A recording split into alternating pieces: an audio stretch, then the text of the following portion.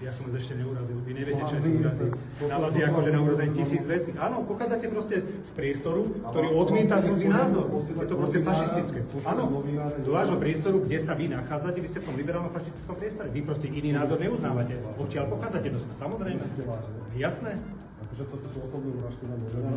Ste osobné? Otázka, keď sa občan tento smer nechcel odvolať. Nie, ide otázku. Ide o to, že ja začnem hovoriť, vy do tej odpovede skočíte. To je problém. Môžeme si to pustiť. Po prvom slove. Poďme si to pustiť. Poďte si to pustiť. Poďte. Máte tu kolega, nebojte sa toho, teraz klamete. Ja sa toho nebojím. Ukážte mi to. Ja by som v živote nechytil niekoho odzadu za krk a potom mi rozpráva. Nedržal som ho za krk. Pán Erik, Nedržal som ťa za krk. A za čo si ma? Takto si ma držal. Ja to tu každému ukážem. No, ukáž, ako si ma držal. Mal si takto ruky, ja som ťa takto držal. Ježiši, neklam, Erik, ak si veriaci, neklam. Ja vám ukážem, ako ma držal. Takto ma držal za krk. Vidíte, toto sa nestalo. Aby sme sa tu skutočne nepredvádzali, veď to je úplne trapné sa ukazovať ľuďom, keď si niekto myslí, že tu sedí na zadku, tlačí gombíky a ešte si myslí, že robí. Tak to je nehoráznosť. To je nehoráznosť. Len prosím vás, netárajte a netvárte sa, jak ťažko pracujúci ľudia. Ja vás o toto prosím. Ďakujem pekne. Dnes sa nám podarilo spojiť aj s Jánom Slotom, ktorý prostredie SNS dobre pozná. Jeho stanovisko bolo ako inak jednoznačné. Vrana k vrane sa dá a myslím, že títo by nemali riadiť ani materskú škôlku, nie to ministerstvo.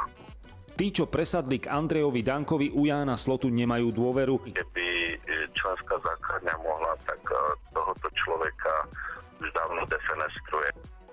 Pán poslanec, poprosím, preruším vás. Pani poslankyňa Mesterová, prosím vás, ten kašel je dosť strašný, nedáte si čaj a ste v poriadku zdravotne?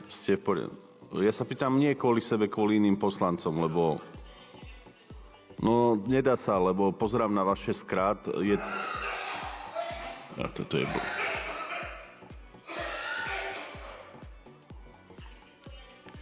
Prerušujem schôdzu do 10. hodiny a poprosím o kľud, ale potom po 10. hodine. Dáte si rúško, dobre, ak nechcete, ja som zhodný koľko. Ale nemôžem vás vyviesť, kto sa bude zo šialenou hľadať.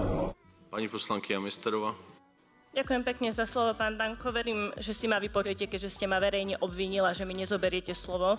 Ja takto kašlom 30 rokov od škôlky, vždy v jeseni a v zime. Zhoršuje to presne takéto prostredie, ako je tu bez vetrania, keď sa vykuruje. Áno, zhoršuje to aj to, že tu trávim hodiny, pretože je to dôležité. Chceli ste verejne, dostanete verejne odpoveď, ale ja si vyprosím, aby ste ma vy obviňoval z nezodpovednosti voči kolegom, keď váš nominant tu spochybňuje COVID.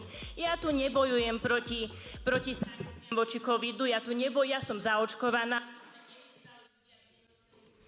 Pán poslanec Mikulec. A mi nepáči, že... Čo ste mi...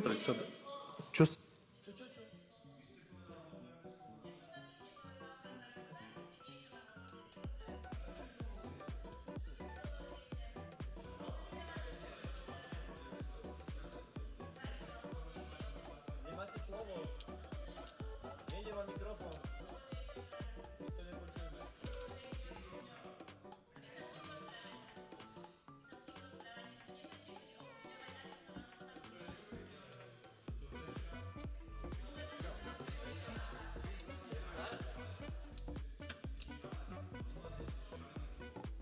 Poslanec Mikulec.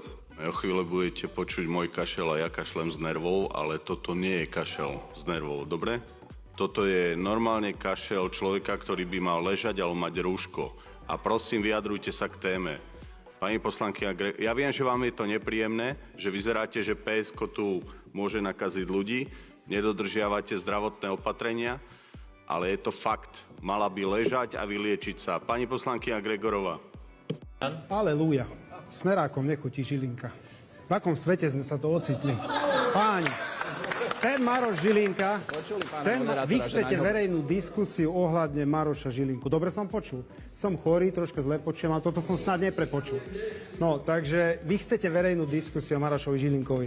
Keď odkazoval a na chate to čítal Fico, že sa nemáte čoho báť. Vtedy ste nechceli verejnú diskusiu. Alebo keď ústavný súd konštatoval, že porušil trestný poriadok jeho námestník Kandera v neprospech vyšetrovateľov a zastavili trestné stíhanie napriek tomu, že nikto nebol obvinený. A ako viete, určite viete, ste mladí, ambiciózni ľudia, preštudovaní trestným poriadkom, tak viete, že nemožno zastaviť trestné stíhanie, ak niekto nie je obvinený podľa 363. Dá sa to spraviť len v prospech alebo neprospech obvineného. Žilinka k tomu vydala aj metodické usmernenie. Prokurátori túto prax dodržiavajú. Keď porušili trestný poriadok, oni vedome, tak vtedy ste sa neozvali.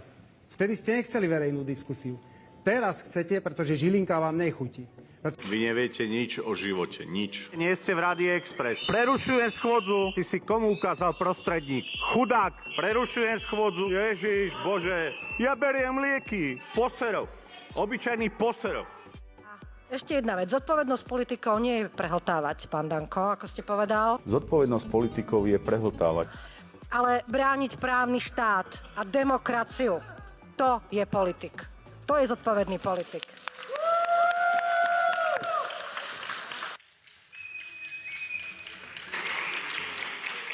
Vy neviete nič o živote, nič. No, jasné, no. Poznám váš príbeh. Pani poslankyňa Kolíková. Ďakujem No, už stačilo a tie smiešné papieriky si odložte. A pokračujem v rozprave. No, Prestaňte, nie ste v Rádiu Express. Takýto primitivizmus ste si mohol robiť v Rádiu Express. Prerušujem schôdzu.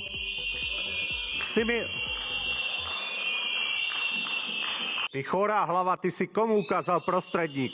Ty chudák. Ty chudák. Prerušujem schôdzu do 20:15 a poprosím pán predseda Šimečka, aby mi ukazoval váš poslanec prostredník. Pôjde. Pokračujeme 20:15. Ježiš, Bože. No, strašne som. No, už vám je lepšie? No. A ešte raz, pán poslanec Sabo, ukázal ste mi prostredník na celú sálu. Poprosím, aby vás mandátový imunitný výbor... Ešte raz, to ste urobil posledný krát, lebo ja vám ukážem prostredník a sa z toho zložíte. Potom budete plakať, že beriete lieky, nie? Ja beriem lieky. Ale ty mi nebudeš, pán poslanec Sabo, ukazovať prostredník. Posledný krát si to urobil, jasné?